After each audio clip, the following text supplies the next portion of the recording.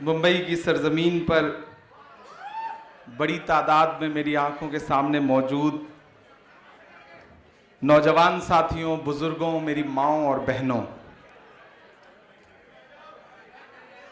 बहुत दिन बाद आपसे मुलाकात हो रही है।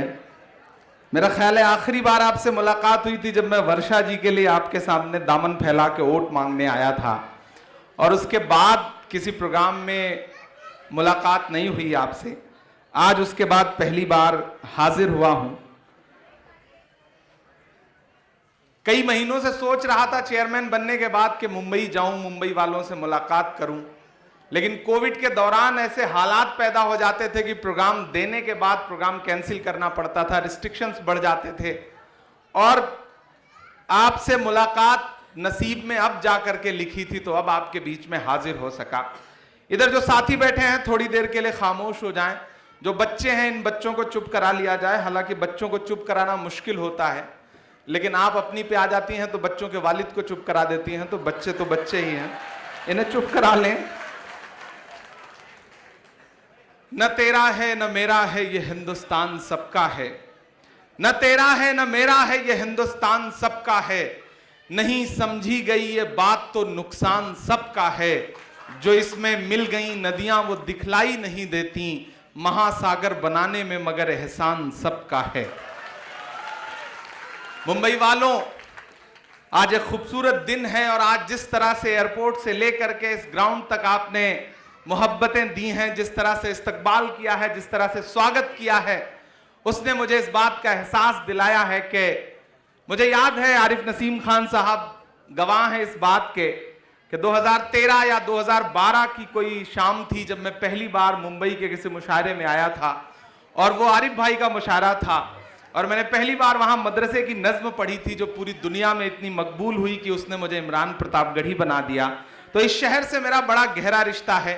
असलम शेख साहब भाई की तरह हैं, उनकी भी दुआएं हमेशा मिलती रही हैं। यहाँ मंच पर जो बाकी लोग मौजूद हैं, अनीस अहमद साहब एक्स मिनिस्टर, भाई जगताप साहब चले गए, चरणजीत सिंह सप्रा जी चले गए, वजाहत मिर्जा साहब यहाँ पे तशरीफ रखते हैं, हमारे फरहान आजमी साहब, जमील कुरैशी साहब, अलीम साहब जो यहाँ मौजूद हैं, वर्षा जी तो हैं ही, वर्षा जी तो बड़ी बहन है, मैंने सबसे पहले उनका जिक्र कर दिया। लेकिन आज मैं सबसे ज्यादा जिन लोगों की तारीफ करना चाहता हूं वो 6 जो जिला अध्यक्ष हैं मुंबई के, मैं उनकी खास तौर से तारीफ करना चाहता हूं।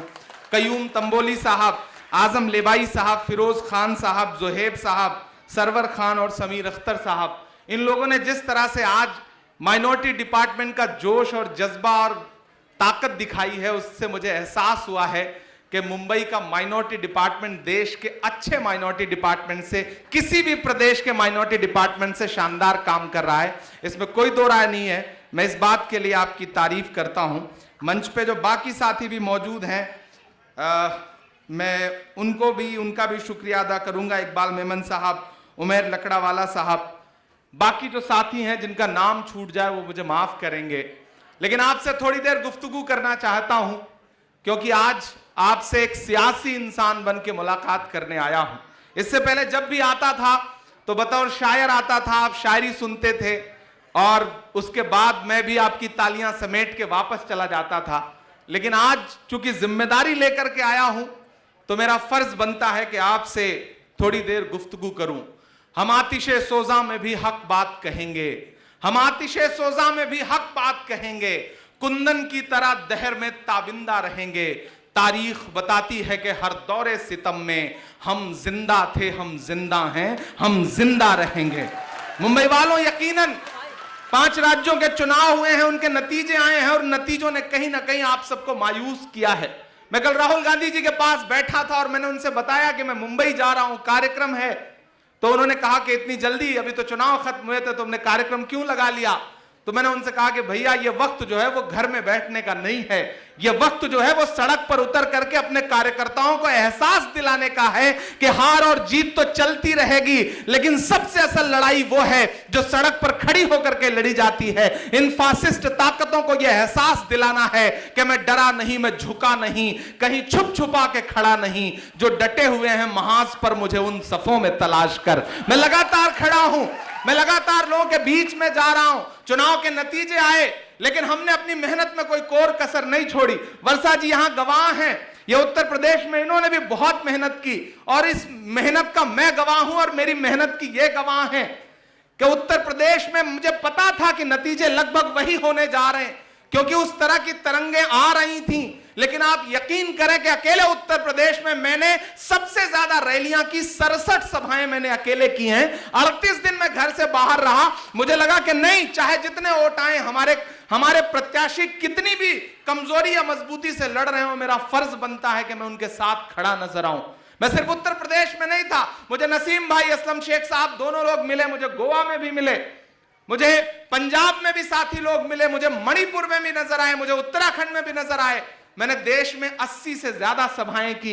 मैं लगातार लोगों के बीच में खड़ा रहा, और क्यों खड़ा रहा उसकी वजह बताता हूं, और उस वजह के दो लोग गवाह हैं, आरिफ नसीम खान साहब और असलम शेख साहब। अभी पिछले दिनों ख्वाजा गरीब नवाज के दरबार में चादर जानी थी। राहुल गांधी जी उस चादर को रवाना करते हैं। आप दोनों लोग गवाह हैं मेरी इस बात के। जब वो चादर रवाना कर रहे थे तो चादर रवाना करने के बाद वो सबसे नेताओं से बैठ के बात करने लगे। क्योंकि माइनॉरिटी डिपार्टमेंट के अध्यक्ष की हैसियत से वो मेरा काम था, वो मेरा फर्ज था। चादर के बाद हम सारे लोग बैठ के बात करने लगे तो हमारे मध्य प्रदेश के एक विधायक साथी हैं आरिफ मसूद साहब, उन्होंने जिक्र किया इस बात का कि किस तरह से आज ये फासिस्ट ताकतें हमें कुचलना चाहती हैं, हमें दबाना चाहती हैं। ऐसे में हम क्या करें? तो राहुल गांधी जी ने एक बात बताई, उन्होंने एक वाकया बताया, और वो वाकया मैं आपसे भी शेयर करना चाहता हूं। राहुल जी ने कहा कि आरिफ साहब, उनका नाम आरिफ मसूद है, आरिफ नसीम भाई भी बैठे हुए थे, उन्होंने कहा कि बताइए इस्लाम क्या है। राहुल जी का सवाल था इस्लाम क्या है। आरिफ मसूद साहब ने जो जवाब दिया वो जवाब उनका अपनी जगह सही था, लेकिन राहुल जी उससे संतुष्ट नहीं हुए। उन्होंने कहा नहीं, मैं आपको बताता हूं। सब चौंक गए। हम 35 लोग थे, पूरे देश के अलग अलग राज्यों के तमाम अकलियतों के बड़े नेता उस प्रोग्राम में मौजूद थे। सब हैरत से राहुल जी की तरफ देखने लगे कि अब राहुल गांधी जी क्या बताएंगे। तो राहुल गांधी जी ने कहा कि मेरा एक कुली दोस्त है, वो दिल्ली रेलवे स्टेशन पर कुली का काम करता है, हाशिम नाम है उसका, उसने मुझे जो बात बताई है वो मैं आपको बताना चाहता हूं। हम सारे लोग चौंक गए कि राहुल गांधी ये कह रहे हैं कि कुली हमारा दोस्त है, और उसने मुझे जो बात बताई है इस्लाम के बारे में, ईमान के बारे में, वो मैं बताता हूं। फिर राहुल जी ने हमें एक हदीस सुनाई कि ईमान का आला दर्जा वो है कि अगर आप जुल्म देखें तो अगर आपके अंदर ताकत है तो आगे बढ़ें और ताकत से उसे रोक दें। दूसरा दर्जा यह है कि अगर आप में ताकत नहीं है उतनी कि आप आगे बढ़ के ताकत से रोक सकते हैं, तो जबान का इस्तेमाल करें और जबान से जुल्म के खिलाफ आवाज उठाएं। अगर वो भी नहीं कर सकते तो सबसे कमतर दर्जा यह है कि उसे दिल में बुरा माने और वहां से हट जाएं। यह हमें किसने सुनाया? राहुल गांधी जी ने। असलम भाई और आरिफ नसीम खान साहब इस बात के गवाह हैं। आप जानते हैं, आप सारे लोगों ने मुशायरों का मेरा सफर देखा है। आपने देखा है इसी मुंबई के मुशायरों में किस तरह से आपने दुआओं से मेरा दामन भरा है, और मैं आराम से आता था, स्टारों की तरह मुशायरे में पढ़ता था, और उसके बाद ठीक ठाक पैसे भी मिलते थे और वापस चला जाता था। लेकिन पिछले 6-7 महीने से मैंने सब कुछ एक किनारे रखा और शहर दर शहर, सड़क दर सड़क, गांव दर गांव जाकर के गलियों की खाक क्यों छान रहा हूं?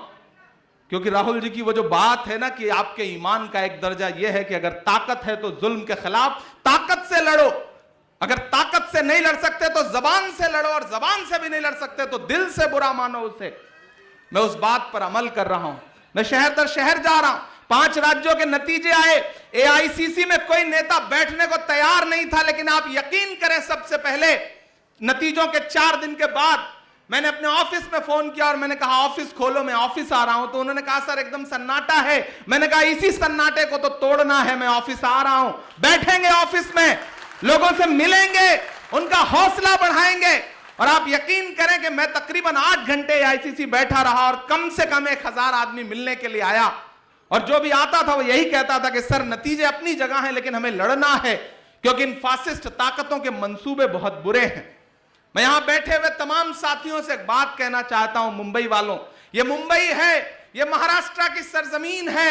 इस सरजमीन से उठी हुई आवाज पूरे देश को एक रुख देती है, और मुझे खुशी है कि कांग्रेस अध्यक्ष ने सरकार बनाने का जो भी फैसला लिया, यहां आज जो सरकार चल रही है, महाराष्ट्र वालों आप खुशनसीब हैं कि माहौल अच्छा है, वरना मैं तो उत्तर प्रदेश से आ रहा हूं। हमने देखा है लोगों के घरों पे चलते हुए बुलडोजर, मैंने देखा है एनआरसी मूवमेंट के दौरान 21 से ज्यादा बिछी हुई लाशें, चीखती हुई माएं, लहूलुहान सरजमीन मैंने देखा है। मैं लगातार लड़ रहा हूं। जब मैं मुरादाबाद में प्रोटेस्ट में शामिल होने गया तो योगी आदित्यनाथ की सरकार ने मुझे 1,04,00,000 रुपए का नोटिस दिया। और सिर्फ मुरादाबाद उत्तर प्रदेश नहीं, जब मैं हैदराबाद गया, जो आपके बीच में आकर के अकलियतों की बड़ी बड़ी बातें करने वाले नेता हैं, जब मैं हैदराबाद गया और हैदराबाद मैंने एक सभा में खड़े होकर सिर्फ यह कहा कि मुझे हैरत है कि हैदराबाद में कोई शाहीन बाग क्यों नहीं है, तो मेरे खिलाफ 7 धाराओं में FIR दर्ज हुआ, क्योंकि मैंने यह कह दिया कि वहां पे कोई शाहीन बाग क्यों नहीं है। तो मेरे भाई, लड़ाई बहुत मुश्किल है, लेकिन मैं इस लड़ाई को इसलिए लड़ रहा हूं कि आज जिस माहौल में मैं सांस ले रहा हूं, आज जिस माहौल में आप सांस ले रहे हैं, आने वाले दिनों में हमारी आने वाली पीढ़ी को उस माहौल में सांस न लेना पड़े। अगर हम आज खामोश रहे तो शायद कई नस्लों को खामोश रहना पड़ेगा, चुप रहना पड़ेगा। इसलिए मैं इस लड़ाई में आगे खड़ा हूं। और मुझे खुशी है कि कांग्रेस अध्यक्ष सोनिया जी ने, बड़े भाई राहुल गांधी जी ने, प्रियंका गांधी जी ने मुझे एक जिम्मेदारी दी, मुझे माइनॉरिटी डिपार्टमेंट का नेशनल चेयरमैन बनाया। और मुझे खुशी है कि मुझे अच्छे साथी मिले हैं अलग अलग राज्यों में जो लगातार इस लड़ाई में साथ दे रहे हैं। और बब्बू साहब, हाजी बब्बू साहब, आप जब मुझसे मिलने आए तब भी मैंने आपको यकीन दिलाया, और आज भी आपसे यहां खड़ा होकर के कह रहा हूं कि माइनॉरिटी के इशू पर खुल के लड़िए। कांग्रेस आपका दामन कभी पकड़ेगी नहीं, बल्कि पीछे से आपका सपोर्ट करेगी, आपका साथ देगी, इस पर कोई दो राय नहीं है। यह गलत राय बनाई गई है, यह गलत परसेप्शन बनाया गया है कि कांग्रेस माइनॉरिटी के इशू पे बोलने से रोकती है। मैं गवाह हूं, पिछले 8 महीने से 7 महीने से मैं माइनॉरिटी डिपार्टमेंट का चेयरमैन हूं। आप याद करिए, असम में एक घटना हुई कि पुलिस की गोली से 2 लोग मारे गए, मैनुल हसन और एक और बंदा। और आप सबने वह तस्वीर देखी थी कि एक फोटो जर्नलिस्ट मैनुल की लाश पर कूद रहा था और पुलिस मौजूद थी। जब वो घटना हुई तो मैंने अपने साथियों से कहा, माइनॉरिटी डिपार्टमेंट के, यहां वाहिद साहब बैठे हैं, अहमद साहब बैठे हैं, शम्स हैं, फरहान हैं, मैंने इन सारे साथियों से कहा कि हमें वहां चलना चाहिए, असम चलना चाहिए। तो मेरे कुछ पुराने साथियों ने कहा कि इमरान साहब इतनी तेजी अच्छी नहीं है, इस तरह खुल के नहीं आना चाहिए। मैंने कहा मैं सियासत में इसलिए नहीं आया हूं कि मैं अपनी जबान सिल लूं, मैं सियासत में इसलिए आया हूं ताकि आगे बढ़कर के अपने लोगों के लिए लड़ सकूं। मैं जाऊंगा और मुझे खुशी है कि मेरे पूरे डिपार्टमेंट के साथी मेरे साथ असम गए। हम असम गए, उन 2 परिवारों के पास गए, और आप यकीन करें जब हम वहां गए तो हमने देखा कि 1000 से ज्यादा लोगों के घर उजाड़े गए थे और वो कैंपों में रह रहे थे। और अल्लाह गवाह है कि शायद ही किसी के पैर में चप्पल रही हो, पहनने के कपड़े नहीं थे। और हमारे विभाग ने जाकर के उन दोनों परिवारों से मुलाकात की, हमारी जो हैसियत थी हमने उनको आर्थिक मदद भी की। और जब मैं वहां से लौटा तो मैं राहुल गांधी जी से मिला तो राहुल गांधी जी ने कहा कि असम गए थे। मैंने कहा जी भैया मैं असम गया था। बोले तुमने बहुत अच्छा काम किया, इसी तरह से कहीं भी कोई मुद्दा हो तुम खड़े रहो, मैं तुम्हारे साथ खड़ा हूं। यह है कांग्रेस। एक अलग तरह का परसेप्शन आपके बीच में बनाया जाता है कि नहीं, कांग्रेस अकलियत के मुद्दों पे बोलने से रोकती है। मैं कांग्रेस में हूं, आजम खान समाजवादी पार्टी में है। चुनाव से पहले जब जौहर यूनिवर्सिटी पे बुलडोजर चलने की नौबत आई थी, अखिलेश यादव तक उनकी तरफ झांक कर नहीं देख रहे थे। मैं पहला आदमी हूं जो आजम खान के घर दूसरी पार्टी में होने के बावजूद गया। मैं उनकी अहलिया से मिला और मैंने उनसे कहा कि मैं जौहर यूनिवर्सिटी के साथ खड़ा हूं, मेरा पूरा डिपार्टमेंट आपके साथ खड़ा है, आपको जहां जरूरत लगे मैं आपके साथ हूं। और मैंने मीडिया में जब इंटरव्यू दिया तो अगले दिन मजबूर होकर के अखिलेश यादव जी को आजम खान के घर जाना पड़ा। और जब मैं लौट के आया तो उस जिले की कांग्रेस की नेता ने प्रियंका जी को फोन किया और उन्होंने कहा कि इमरान साहब ने गलत किया, आजम खान की हिमायत में आए थे, हम तो आजम खान के खिलाफ लड़ रहे हैं। 3-4 दिन बाद जब मेरी प्रियंका जी से मुलाकात हुई तो प्रियंका जी ने कहा कि आजम साहब के घर गए थे। मैंने कहा हाँ दीदी गया था। उन्होंने कहा हाँ मुझे फोन आया था। मैंने कहा फोन आया रहा होगा। बोली तुमने बहुत अच्छा काम किया। जहां भी इस तरह का मसला आए पार्टी मत देखना, जुल्म के खिलाफ अगर किसी दूसरी पार्टी में भी कोई इंसान है और उस पर जुल्म हो रहा है तो वहां जाकर के खड़े हो जाना। मैं तुम्हारे साथ खड़ी हूं। ये गलत परसेप्शन आपको बनाया गया है। आपको बताया गया है कि कांग्रेस अकलियत के मुद्दों पर बोलने से जबान पकड़ती है। यहां अलीम मौजूद हैं। आप सबको याद होगा कि इंदौर में एक चूड़ी वाले का मामला हुआ था। चूड़ी वाले का मामला हुआ था। एक चूड़ी वाले को चूड़ी पहनाने के नाम पर आरएसएस के लोगों ने पीटा और अगले दिन मध्य प्रदेश के गृह मंत्री ने उसके खिलाफ कई धाराएं लगा करके उसे जेल भिजवा दिया। पहली बार ऐसा हुआ कि माइनॉरिटी डिपार्टमेंट के चीफ की हैसियत से मैंने उस समय जो वहां पे चेयरमैन थे उनको फोन किया और अलीम साहब मेरे पास आते थे और ये कहते थे कि मैं चेयरमैन बनना चाहता हूं। मैंने इनको फोन किया, मैंने कहा चेयरमैन बनना चाहते हैं तो जाइए और तस्लीम चूड़ी वाले के साथ खड़े होइए, उसकी जमानत कराइए, उसे बाहर निकाल के ले आइए। अगर आपने यह काम किया तो मैं पहला आदमी होऊंगा जो चेयरमैन बनाने के लिए आपकी सिफारिश करूंगा। और मुझे खुशी है कि तस्लीम चूड़ी वाले के केस में अलीम साहब आगे बढ़े और इन्होंने उसकी जमानत कराई, चूंकि ये खुद एडवोकेट हैं। और जब जमानत करा करके तस्लीम को मेरे पास लेकर के आए तो सबसे पहला आदमी हूं जो केसी वेणुगोपाल जी से मिला और मैंने अलीम को चेयरमैन बनाने का प्रपोजल भेजा और 4 दिन के अंदर अलीम मध्य प्रदेश के चेयरमैन बने। मैं लगातार लड़ रहा हूं क्योंकि लड़ना जरूरी है। हमारी कौम को भी लफ्फाजी पसंद आती है, भाषण ज्यादा पसंद आता है, बुनियादी काम करने वालों को लोग याद नहीं रखते हैं। मैं भी चाहूं तो मैं एक मिसरा सुनाता हूं, आप तालियों का अंबार खड़ा कर देते हैं, नारे लगाते हैं, लेकिन मैंने कुछ बुनियादी काम करने के लिए चुना है। मैं उस काम पर आगे बढ़ रहा हूं। अब मुझे आपका साथ चाहिए। माइनॉरिटी डिपार्टमेंट को जितना आप मजबूत करेंगे उतना इमरान प्रतापगढ़ी को मजबूत करेंगे, उतना कांग्रेस को मजबूत करेंगे। मेरे भाई, आज तमाम लोग आ गए हैं अकलियतों को यह समझाने के लिए कि नहीं कांग्रेस के साथ नहीं, यहां वहां। कांग्रेस ने क्या किया है आपके लिए? मैं बताता हूं कांग्रेस ने क्या किया है आपके लिए। जो आपसे ये कहते हैं कि कांग्रेस ने आपसे के लिए क्या किया है, उनसे कहिए वो कांग्रेस ही थी जिसने डॉक्टर जाकिर हुसैन को इस देश का राष्ट्रपति बनाया। वो कांग्रेस ही थी जिसने फखरुद्दीन अली अहमद साहब को इस देश का राष्ट्रपति बनाया। वो कांग्रेस ही थी जिसने मौलाना आजाद साहब को इस देश का पहला शिक्षा मंत्री बनाया। वो कांग्रेस ही थी जिसने आगे बढ़कर के रफी अहमद किदवई साहब को इस देश का कृषि मंत्री बनाया। वो कांग्रेस ही थी जिसने आगे बढ़कर के सलमान खुर्शीद साहब के वालिद खुर्शीद साहब को इस देश का पहला विदेश मंत्री बनाया। वो कांग्रेस ही है जिसने असम में सैयदा अनवरा तैमूर को असम का मुख्यमंत्री बनाया। वो कांग्रेस ही है जिसने बरकतुल्लाह साहब को राजस्थान का मुख्यमंत्री बनाया। वो कांग्रेस ही है जिसने अब्दुल गफूर साहब को बिहार का मुख्यमंत्री बनाया। वो कांग्रेस ही है जिसने गुलाम नबी आजाद साहब को कश्मीर का मुख्यमंत्री बनाया। और तो और वो कांग्रेस ही है जिसने अब्दुल रहमान अंतुले को महाराष्ट्र का भी मुख्यमंत्री बनाया। मेरे भाई, जो आपसे ये सवाल करते हैं कि कांग्रेस ने आपको क्या दिया है, उन्हें बताइए कि कांग्रेस ने अकलियतों को बहुत कुछ दिया है। आज प्रोपेगेंडा खड़ा किया जाता है, एक पूरी टीम तैयार है जो मुसलसल आपके बीच में आकर के ये कहती है कि आखिर कांग्रेस ने क्या दिया है। उनका जवाब दीजिए, उन्हें बताइए और माइनॉरिटी डिपार्टमेंट को मजबूत करिए। एक शिकायत हर जगह जाने पे आती है कि माइनॉरिटी डिपार्टमेंट को अहमियत नहीं दी जाती, उनको हिस्सेदारी नहीं दी जाती। मेरे भाई, मैं दिल्ली में आपका वकील बन के बैठा हूं। आप अपनी शिकायतें लेके आइए, पहले अपने राज्य में लड़िए, फिर शिकायत लेकर के आइए। मुझे अपनी सरकारों के खिलाफ भी लड़ना पड़ेगा जहां हमारी सरकारें हैं और जहां सरकारें नहीं हैं। तो मैं पहला आदमी होऊंगा जो इस बात की परवाह नहीं करूंगा कि मेरा पद रहेगा या नहीं रहेगा। मैं सबसे पहले आपके मसले पर खड़ा नजर आऊंगा, लड़ता नजर आऊंगा। इन 8 महीनों में हमारे डिपार्टमेंट ने जो सबसे बड़ा काम किया, आप मॉब लिंचिंग की बातें करते हैं, देखते हैं कि लोग पीट पीट करके मार दिए जाते हैं। जब हम झारखंड गए, हमने झारखंड का पहला दौरा किया तो हम लोग मुख्यमंत्री से मिलने गए, हेमंत सोरेन साहब से।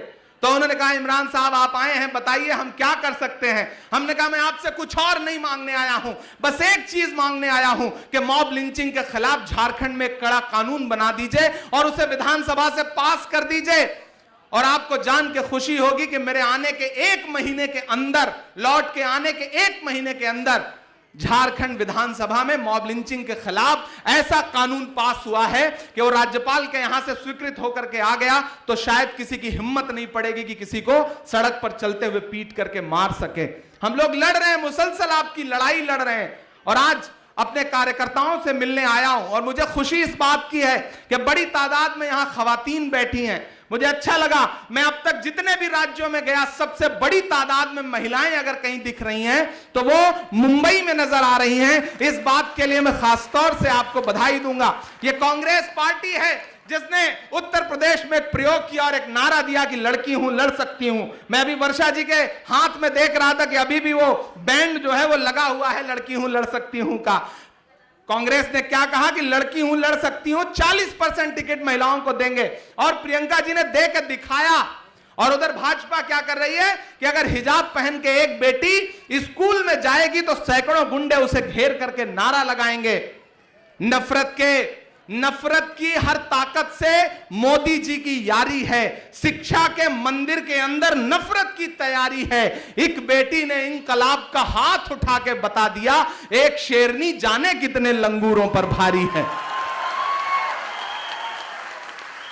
मुझे अच्छा लग रहा है कि खवातीन आगे आ रही हैं। आपका इस्तकबाल है, मेरे डिपार्टमेंट के दरवाजे आपके लिए खुले हैं। मैं अपने जिलाध्यक्षों का और जो जिलाध्यक्षों के लिए जो प्रभारी लगाए गए हैं, मैं उन तमाम साथियों का बहुत शुक्रिया इस बात के लिए अदा करूंगा कि आप शानदार काम कर रहे हैं। बीएमसी का इलेक्शन आपके सामने है। जो आपसी सियासी नाइत्तेफाकियां हैं उसे किनारे रखिए और बस एक बात सोचिए कि कांग्रेस का झंडा आगे लेकर के चलना है, क्योंकि कांग्रेस के झंडे में जो 3 रंग है वही इस देश के तिरंगे का भी रंग है। लेकिन भाजपा चाहती है कि उन 3 रंगों को बदल करके सिर्फ एक रंग कर दिया जाए। लेकिन कांग्रेस उनकी राह का सबसे बड़ा रोड़ा है, राहुल गांधी उनकी राह का सबसे बड़ा रोड़ा है। और हम सारे लोग यहां मौजूद, स्टेज पर जो मेहमान मौजूद हैं, इन सबके साथ यहां खड़ा होकर के मैं कह रहा हूं कि मैं राहुल गांधी के साथ खड़ा हूं, मैं कांग्रेस के साथ खड़ा हूं। इस लड़ाई में राहुल गांधी जो लड़ाई लड़ रहे हैं, इमरान शाना बशाना उनके साथ खड़ा है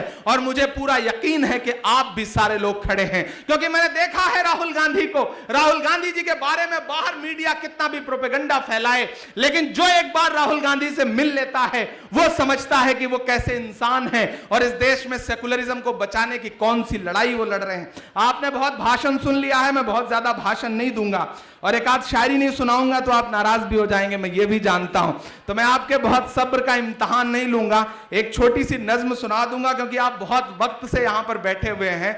आज बहुत ज्यादा भाषण आपने सुना है और मुंबई वालों आप में बहुत सब्र है। मैं किसी भी राज्य में गया तो मैंने इतने, यहां स्टेज पर तो इतने नाम हैं कि उनका नाम लेने में ही कम से कम 10 मिनट का वक्त गुजर जाता है। तभी असलम भाई कह रहे थे तो मैं असलम भाई से यह बात कह भी रहा था कि अगली बार यह प्रोग्राम 2 दिन रखा जाए, एक दिन सिर्फ नाम लिया जाए और एक दिन सिर्फ भाषण दिया जाए, तभी कार्यक्रम हो सकता है। वरना इतनी बड़ी भीड़ रहती है। लेकिन यही ताकत भी है कांग्रेस पार्टी की कि सारे लोग मिलजुल करके बैठे हैं, लड़ रहे हैं इस लड़ाई को। मैं पहले तो 4 मिसरे पढ़ता हूं, फिर उसके बाद एक छोटी सी नज्म आपको सुना दूंगा कि खौफ नहीं जिसे मुरझाने का, मैं उस गुल के साथ खड़ा हूं। आप थके तो नहीं है? आप थके तो नहीं है? माइक थोड़ा सा बेहतर कर दें अगर कर सके तो। खौफ नहीं जिसे मुरझाने का, मैं उस गुल के साथ खड़ा हूं। खौफ नहीं जिसे मुरझाने का, मैं उस गुल के साथ खड़ा हूं। कैसा भी दौर आए लेकिन मैं राहुल के साथ खड़ा हूं। कैसा भी दौर आए लेकिन मैं राहुल के साथ खड़ा हूं। खौफ नहीं जिसे मुरझाने का, मैं उस गुल के साथ खड़ा हूं। कैसा भी दौर आए लेकिन मैं राहुल के साथ खड़ा हूं। कल भी खुल के साथ खड़ा था, आज आज भी खुल के साथ खड़ा हूं, कैसा भी दौर आए लेकिन मैं राहुल के साथ खड़ा हूं। खौफ नहीं जिसे मुरझाने का, मैं उस गुल के साथ खड़ा हूं। मुंबई वालों, कई बार आया हूं, बहुत कुछ आपने सुना है, बहुत सारी चीजें हैं जो सुनना चाहते हैं, कई सारे लोगों के मैसेजेस हैं, लेकिन आज हालात ऐसे हैं कि यकीनन मैं उत्तर प्रदेश से आ रहा हूं, दिल्ली से आ रहा हूं। आप समझ सकते हैं जो 5 राज्यों के नतीजे हैं। जब आपका दिल टूटा हुआ है तो हम कितना टूटा हुआ दिल लेकर के आए होंगे, क्योंकि हमने तो जमीन पे उतर के मेहनत की है। ऐसे ऐसे हालात भी आए कि हम एक दिन एक सभा करके हेलीकॉप्टर से टेक ऑफ किया हम लोगों ने। अहमद भी मेरे साथ हेलीकॉप्टर में बैठा हुआ था, और जब हम ऊपर टेक ऑफ कर गए तो गेट खुल गया हेलीकॉप्टर का ऊपर। आप अंदाजा लगाइए कि 40 मिनट जो लैंडिंग का टाइम था, वो 40 मिनट कैसे गुजरे होंगे। तो हम तो उस महाज से लड़ करके आए हैं, लौट करके आए हैं। यकीनन ये एक मुश्किल दौर है, ये एक ऐसा दौर है जब सरकार के मंसूबे बहुत खतरनाक हैं, और उस खतरनाक मंसूबे को आप महाराष्ट्र में भी देख रहे हैं कि महाराष्ट्र की एक चलती फिरती सरकार को किस तरह से डैमेज करने की कोशिश की जा रही है, किस तरह से महाराष्ट्र को अस्थिर करने की कोशिश की जा रही है। लेकिन सलाम है महाराष्ट्र वालों, आपको मुंबई वालों, कि दिल्ली में बैठा हुआ चाणक्य कितना भी बड़ा चाणक्य बने, लेकिन उसकी सारी चाणक्य ही मुंबई में आकर के फेल हो जाती है। यहां उनका कोई जादू नहीं चल पाता। आप सारे लोग ये एहसास दिला देते हैं कि नहीं, मुंबई मुंबई है, महाराष्ट्र महाराष्ट्र है। मेरे भाई, इस देश को कुल मिलाकर के 4 लोग चला रहे हैं, 4 लोग चला रहे हैं। 2 खरीद रहे हैं, 2 बेच रहे हैं, और चारों गुजरात से हैं। आप बहुत समझदार लोग हैं, मैं नाम नहीं लूंगा, नहीं आप जान जाएंगे कि मैं नरेंद्र मोदी जी, अमित शाह जी, अंबानी जी और अडानी जी की बात कर रहा हूं। और आप देख रहे हैं पिछले 4-5 दिन से हर दिन 80 पैसे प्रतिदिन तेल का दाम बढ़ रहा है, हर दिन 80 पैसे। और मुझे लगता है कि आने वाले 20 दिन तक ये हर दिन 80 पैसे बढ़ता रहेगा। तो ये जो 80-20 का मामला है, शायद इसी की बात योगी जी चुनाव में कर रहे थे कि चुनाव 80-20 का है। हर दिन 80 पैसा बढ़ता रहेगा तेल का दाम, और जब तक आपका तेल नहीं निचोड़ लेंगे, अपना पूरा हेलीकॉप्टर का खर्चा नहीं वसूल लेंगे, तब तक तेल के दाम इसी तरह वो बढ़ाए रखेंगे। लेकिन लड़ना तो है, क्योंकि खामोश बैठने से काम नहीं चलेगा। आप वो लोग हैं जिनके अजदाद ने, जिनके पुरखों ने आपसे ज्यादा मुश्किल वक्त देखा है, ज्यादा बड़ी लड़ाई लड़ी है। तो मैं आपके बीच में खड़ा हूं, और हौसले की बात करते हुए एक बहुत छोटी सी नज्म आपको सुनाता हूं कि एक बुरा दौर आया है, टल जाएगा। एक बुरा दौर आया है, टल जाएगा। वक्त का क्या है, एक दिन बदल जाएगा। एक बुरा दौर आया है, टल जाएगा। वक्त का क्या है, एक दिन बदल जाएगा। के वक्त की नाब्ज पर हाथ रखे रहो। एक नेता शायद अपने लोगों से, अपने चाहने वालों से, अपने भाइयों से शायद यही कह सकता है कि वक्त की नाब्ज पर हाथ रखे रहो, और दुआओं को भी साथ रखे रहो। वक्त की नाब्ज पर हाथ रखे रहो, और दुआओं को भी साथ रखे रहो। अपने बच्चों में तालीम पैदा करो, अपने बच्चों में तालीम पैदा करो, और काबू में जज्बात रखे रहो। रब की रहमत पे हर पल भरोसा रखो, रब की रहमत पे हर पल भरोसा रखो, लड़खड़ाया कदम भी संभल जाएगा, एक बुरा दौर आया है टल जाएगा, वक्त का क्या है ये भी बदल जाएगा। यहां बहुत सारे लोग हैं, मेरा ख्याल है जो उत्तर भारत के होंगे।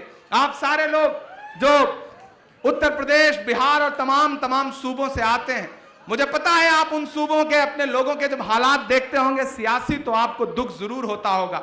लेकिन मैं आपसे इतना कहना चाह रहा हूं और मुंबई में खड़ा होकर के पूरे मुल्क के अकलियत के लोगों से यह कहना चाहता हूं कि अपनी किस्मत का रोना तो रोना नहीं, अपनी किस्मत का रोना तो रोना नहीं, अपने अश्कों से दामन भिगोना नहीं, नफरत एक दिन हार ही जाएंगी, नफरत एक दिन हार ही जाएंगी, रब की रहमत से मायूस होना नहीं, दिल में ईमान कि शम्मा जला कर रखो, दिल में ईमान की शम्मा जला कर रखो, वरना कोई अंधेरा निगल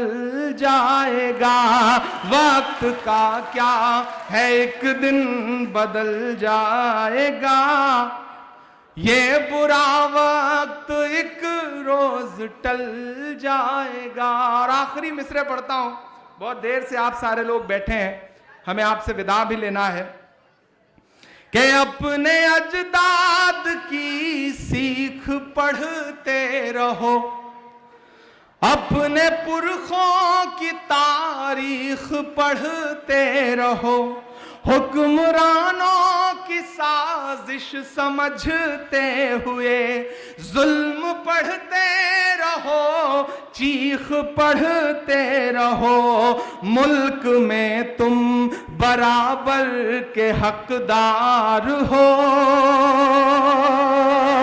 मुल्क में तुम बराबर के हकदार हो, कोई चींटी नहीं जो कुचल जाएगा, वक्त का क्या है एक दिन बदल जाएगा, एक बुरा वक्त आया है टल जाएगा। एक बार फिर से मुंबई अल्पसंख्यक विभाग के तमाम साथियों का बहुत शुक्रिया अदा करता हूं।